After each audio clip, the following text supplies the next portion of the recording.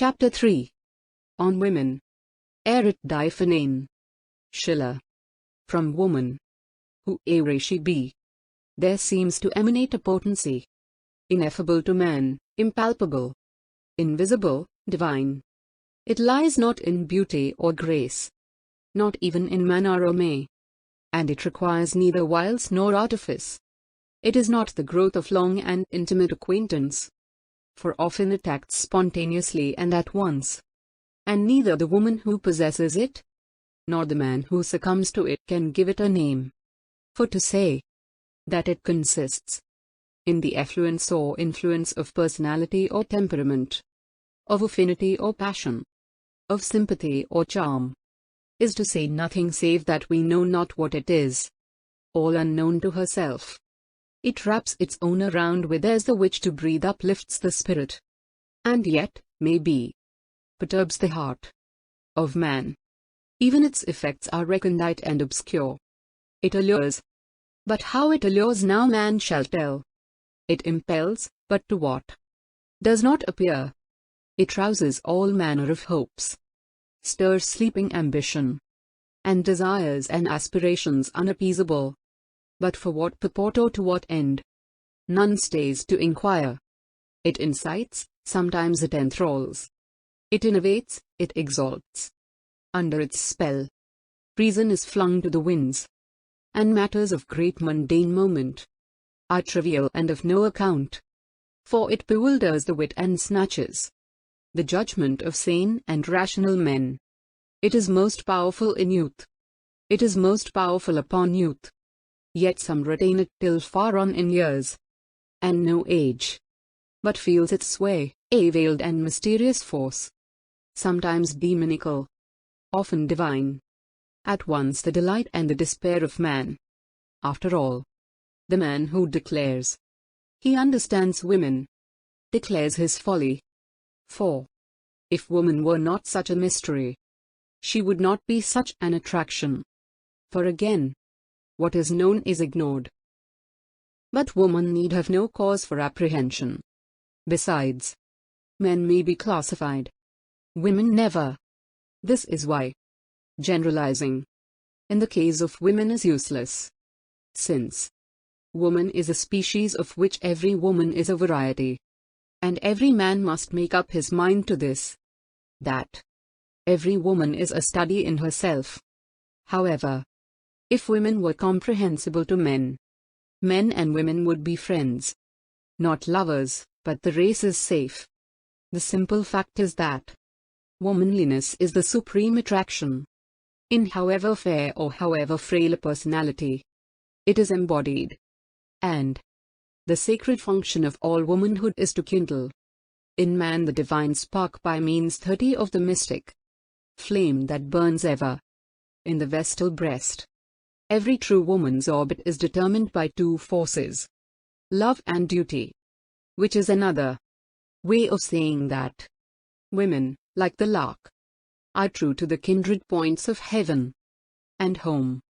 But it is only when the two foci are coincident and identical that her orbit becomes the perfect circle and her home becomes her heaven. A woman's heart is an unfathomable ocean. Nothing ever filled it. No one ever plumbed it. At the surface are glancing waves, or flying spume, or, it may be, raging billows. Beneath are silent depths invisible to man. 1,000 streams flow into it in vain. Towards varying coastlines it bears itself variously. Here, placid and content, there, dashing furious. But none ever stamped his mark upon its brim. And always it remains the refluent, reluctant sea. Of it man knows only the waves that break or ripple at his feet. It betrays no 31 secrets. It asks not to be understood. Storm and calm but stir or still its surface. And what things it hides for are engulfed no one may learn. Subtle, yet mighty, an eternal and entrancing mystery to man. A man's heart is the enclosing shore, measurable, impressionable, definite, and overt. Thinking to house that sea, shaping it, overlooking it, and staying and governing its tides, yet changed by it, crumbling before it, yielding to it, at once its guardian and its slave. Yet perhaps the placidest of seas is that which is wholly landlocked. Women, apparently, were made for men, men for themselves. Certainly, men seem to carry out this design of nature, that they should be ministered to by women. A woman asks a woman questions in order to discover something. She asks a man questions in order to discover the man. The last thing that a woman will risk is her personal appearance, which is saying a good deal, for a woman will risk an interview at an unseasonable hour, but not in an unseasonable frock. Never, never take a woman au pied de la lettre. Women's rights are to be loved. Women's duties are to love. There is always something sovereign and monarchical about a woman. Like a queen's, her wishes are her commands. And in matrimony, woman's sovereignty is not abdicated. By no means, it is only transformed from an absolute into a constitutional monarch. She acts then by and with the advice of her first lord. This is the ideal state. Woman's true function, as a citizen in this world, is to spur men on to high and noble action. And this, quite unconsciously, she does. Woman's true function, as a woman in the world, is to evoke man's most fervid emotions, and at the same time to keep them at their highest level. And this she also does, perhaps not quite so unconsciously. They who call women illogical. Feminine logic is inexorable, but it precedes per saltum. It is man who has laboriously to reason step by step. The most wayward woman craves control. To let a woman have her own way is interpreted by her as indifference. And the surest way to fail to please a woman is to let her do what she pleases. Woman is born to acting as the sparks fly upward, and what a woman really is, nobody knows, least of all herself. To see a woman as she really is, one must see her with her babe. For it is curious, but it is true, that not even before the passionate and accepted lover, to whom she has utterly devoted herself, can a woman bear her heart as can she to her babe. Perhaps we may go so far as to say that motherhood always partially eclipses wifehood. When the child comes, the man stands aside. For it is not within the capability of man to evoke or to develop the totality of woman. There are feminine potentialities he is powerless to awake. There is a portion of womanliness always hidden from him. To her babe alone she opens the innermost recesses of her soul. For him she wears no masks, affects no accent, plays no part. Even her features take on a different and unique expression before the offspring of her womb. Never is she more womanly, never so strong, never so quiet, never so self-contained, never so completely herself, and never so beautiful when bending over her helpless infant son. And naturally, for say what one will, motherhood is the goal of womanhood. And howsoever she comes by it, a woman's burden is always to her that holy thing. So, no one knows what a woman is like till she is a mother. In other words, motherhood reveals womanhood. And, be it remembered, there be childless women, both spinsters and wives, who could mother mankind in their bosoms. Such women wield great influence. For many a merryman there is has owed his all to a motherly woman. Nor speech, nor restore, nor expression of feature, nor all combined, will ever reveal the real feelings of a woman. To unbosom herself is impossible to woman.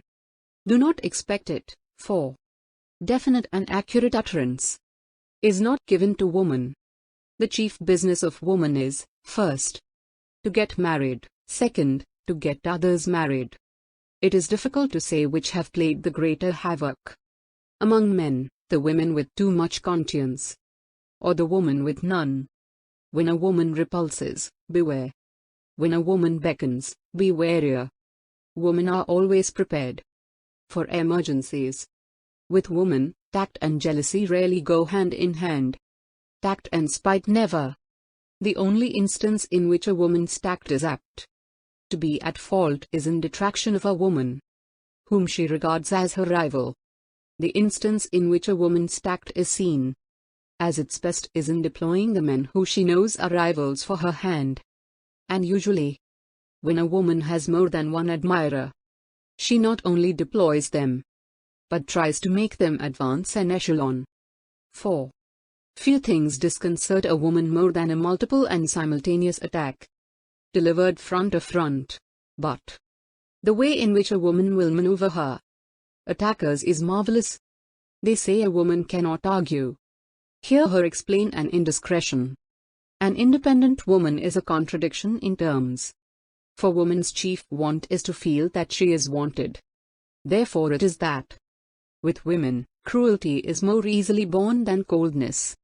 Indeed, it is astonishing how much downright cruelty a woman will stand from the man she loves or has loved. On the other hand, melancholy also attracts women, naturally. Women are made to soothe, to pity, to comfort, to delight.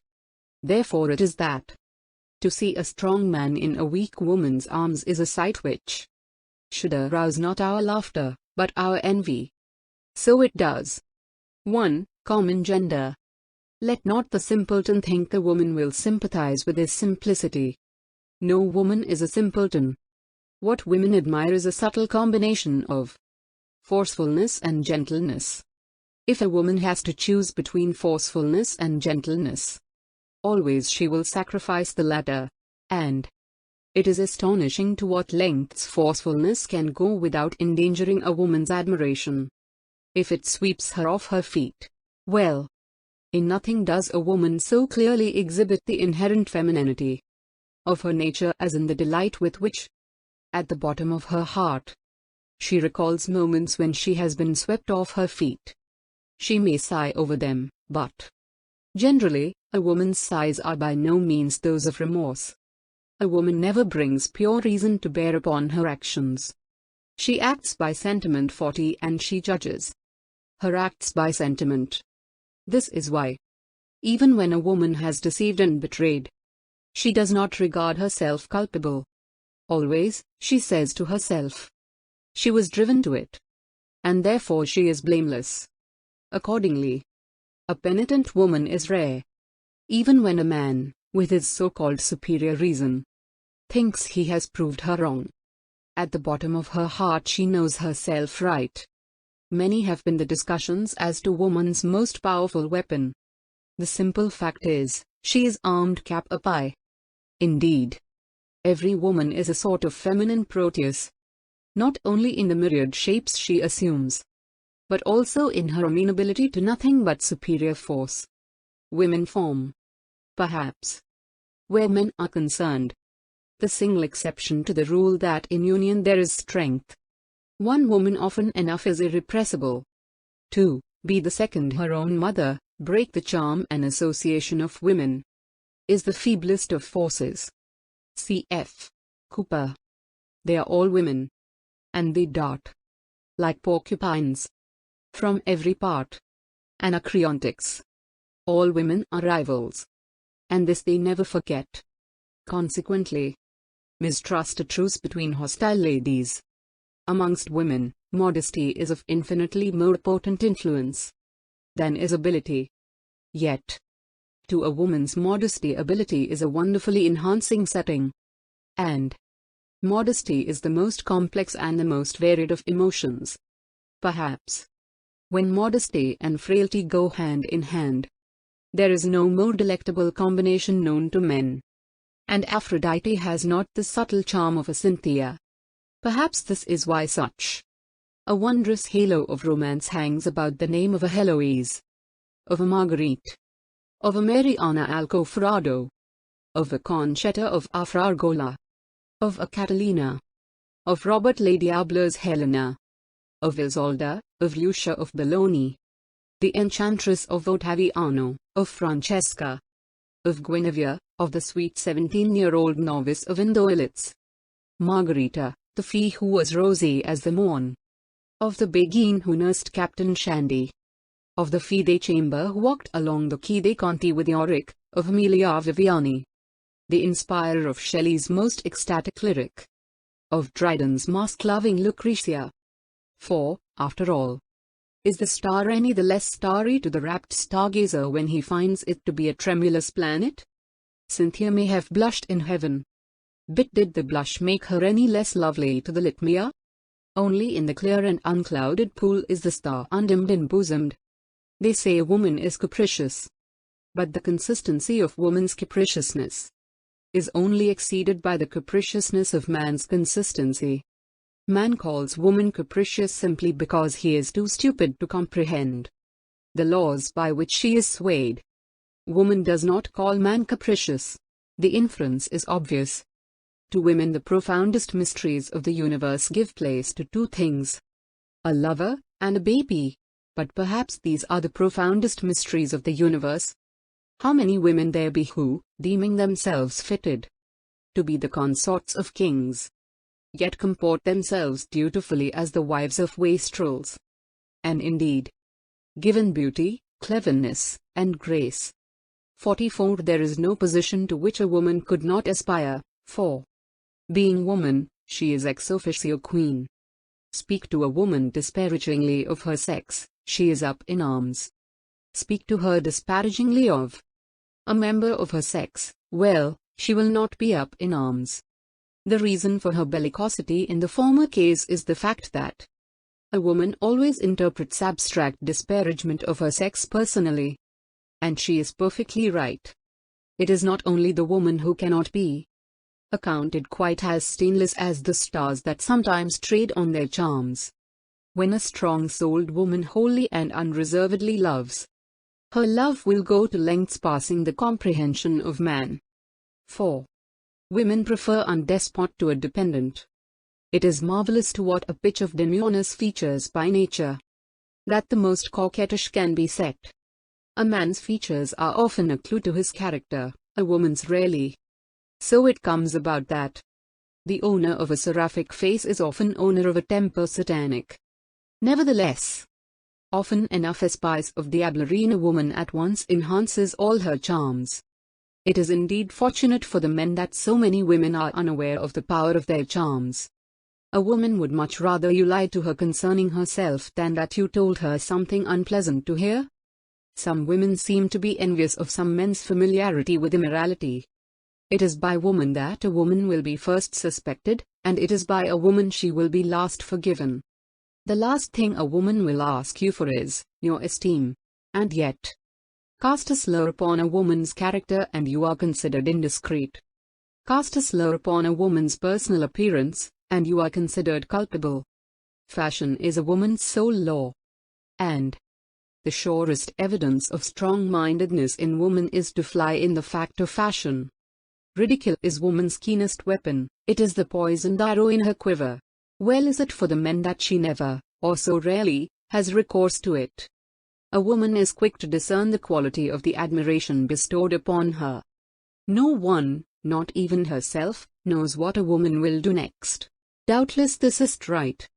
But it is true as right. Yet men rarely find it out till late in life, and forget it as soon as found out. A woman can say more in a sigh than a man can say in a sermon. Nothing piques a woman so much as indifference to her favors. Indifference to her undiscovered passion she quite otherwise regards. The woman knows the male heart probably better than does it itself. She knows above all things, that to hold that heart she must never wholly satisfy it. And many, and multiform, and marvelous, are the ruses by which she accomplishes that end. And yet, women there are who firmly believe that, were they to try, they could enthrall any man beyond possibility of extrication. And 48 so perhaps they could. But the achievement would require as much unscrupulousness as it would seductiveness. The seductive and unscrupulous woman is hatred of women. Under the gaze of a group of men whom she knows that her brilliancy dazzles, a woman, like the snow-clad hearth, sparkles. under the gaze of a man by whom she knows she is passionately desired. Like the same earth under the lordly sun, she melts. All women think they can cozen men, few women think they can cozen women. The women who perturb men most are those who combine too effectively adorableness with desirableness. As in nature, so in humanity, flight on the part of the lady is not always symbol of unwillingness of pursuit. On the other hand, feminine audacity by no means betokens feminine modesty. Feminine obduracy is invincible by man. Luckily, it is rare. Men call women variable. Did she not vary, men would tire. This, women instinctively know. Women rightly dislike and disgust variability in men. 4. Women like best to be liked. To lead gives them but paltry and temporary pleasure. Though this they do not always instinctively know, or, if they do, they conceal their knowledge, and variability is incompatible with leadership. How delicately a loving woman reproves. How defiantly an unloving. How many lonely women, married and unmarried, the world contains, only these lonely women know. The feminine métier par excellence is, to allure, and the subtle and elaborate means by which women will devise to intensify the lure, passes the comprehension of men. Yet, in all ages, to make herself attractive was as right and proper for the woman as to make himself feared was for the man. Besides, with women the art of attracting has long since become second nature. Women are quick to recognize a rake. 4. A rake always rouses curiosity, never aversion. A worsted woman always, either silently or volubly, calls down a curse upon her successful rival. And 'tis a curse that too often fails. Many women handicap other women, and they handicap them in multifarious ways. Probably the one most frequently used is lavishness of favors. The woman who is lavish of favors is hated of her stricter sisters. But, before these, what an air of bravado she wears. As a rule, women are far better readers of character than are men. A woman will often startle a man by her penetrating insight into character. And many a man has been put on his guard by female institution. The fragilest woman will be ill content with suppressed embraces. And the ablest-bodied woman loves being petted. Even a prude is a shy coquette. The man who judges of a woman by her letters is a fool. Her gesture will contain more matter than her journal. Besides, the woman who could punctuate could reason. The debut of a younger sister evokes mixed emotions. The prayer, uttered or unexpressed, of many an undowered young woman is, "May a moneyed man fall in love with me." And she is not always over-careful to add, "And may I fall in love with that moneyed man."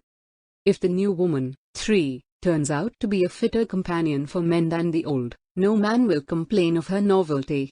Yet, men regard the advent of the new woman rather askance. Why?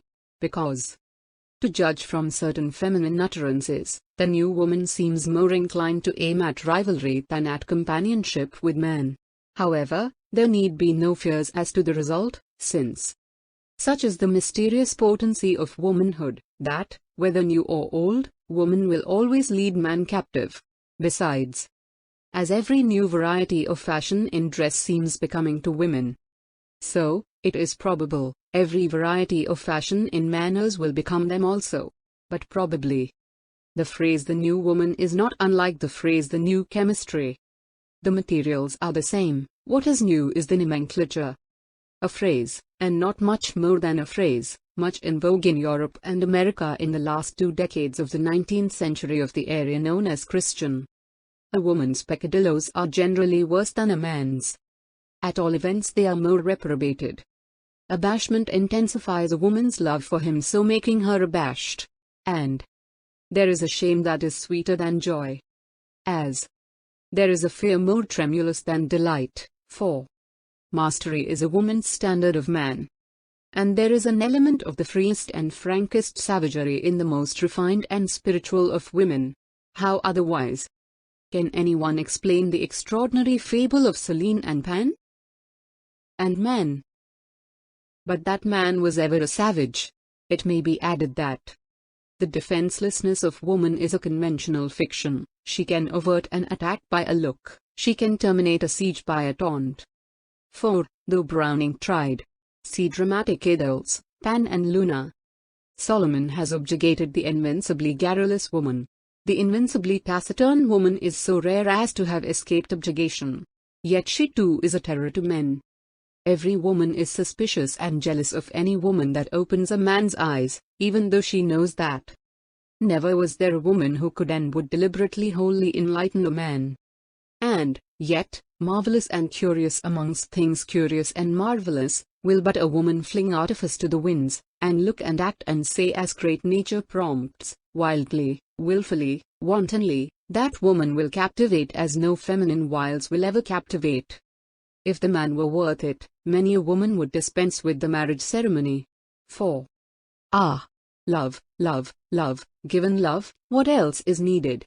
Unfortunately, love can never be sure of itself, much less of anything else. Accordingly, the marriage contract is a device on the part of the community to provide for the preservation of the home. It makes the parties promise fidelity, but precious few are the men who are worth the risking. Unfortunately, more women succumb to strength of will than to strength of character. Neither, in general, are women over-curious to inquire whether the strength of character. Neither, in general, are women over-curious to inquire whether the strength of the masculine will makes for good or for evil. So long as the masculine will overmaster the feminine mind is satisfied.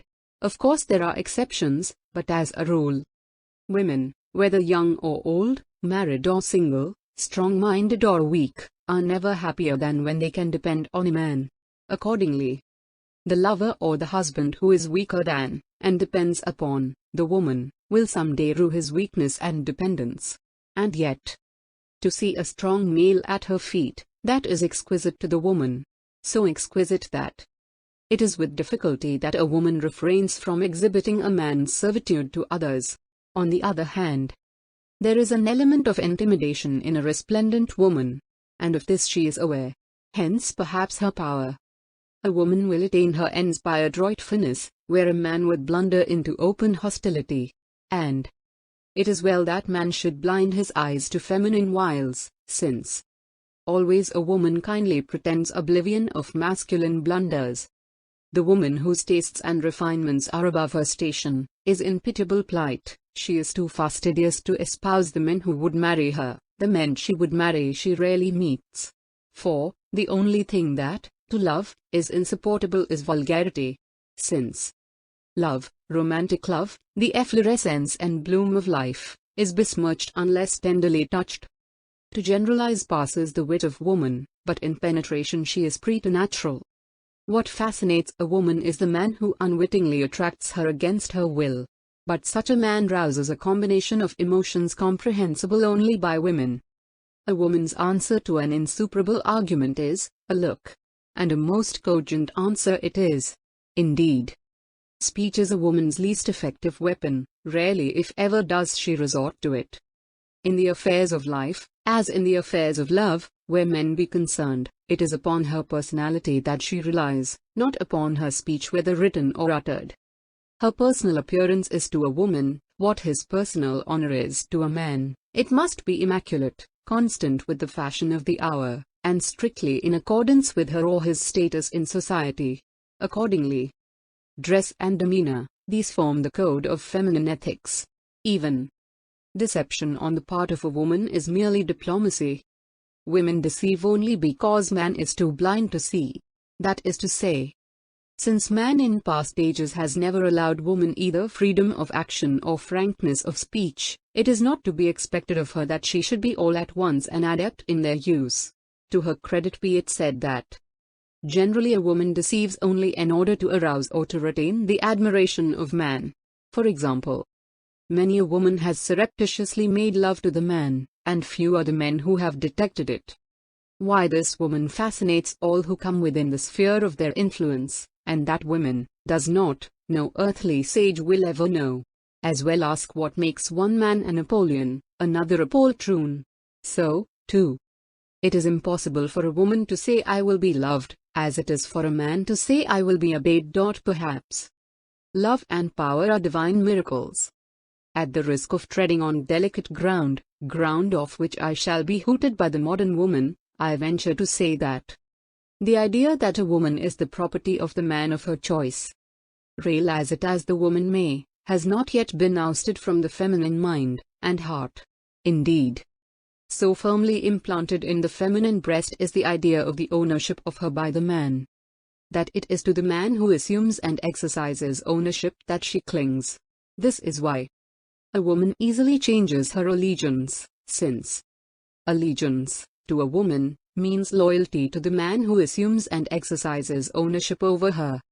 Let a man who a fractional part of a second evince the shadow of a doubt of his proprietorship, at once he undermines a woman's allegiance. Consequently, it is folly for men to express amazement at the ease with which a woman will transfer herself and her affections. A woman will transfer herself bodily over and over again, but only because the previous owner lightly esteemed, or weakly maintained, his ownership. As a matter of fact, in pristine days woman was, naturally and necessarily, the property, the chattel, of the man. Marriage was not then a matrimonial syndicate of two. Marriage meant that a woman sought a provider, a supporter, a defender, the man a mate for his delight, his comfort, and his solace, a keeper of his cave or hut, a mother and nurse for his heirs, and provision, support, and defense, being, in pristine days, matters of strength, prowess, or cunning.